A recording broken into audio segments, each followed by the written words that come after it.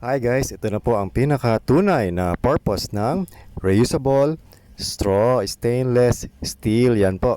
Mga 2 hours po natin siyang inisip. So, pagbigyan niyo po ako this time.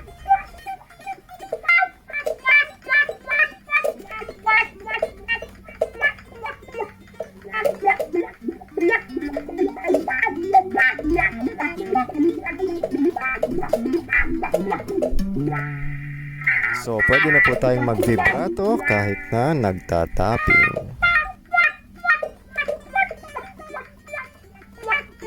Sensya na guys, medyo beginner lang yung tapping natin. Pili lang tayo ng fret or bar na may notes na nasa scale. So dahil medyo nakaka-inlove po talaga si PRS Signature Tremolo, ang dami-dami po nating naiisip na kung ano-ano. Yun lang, practice guys!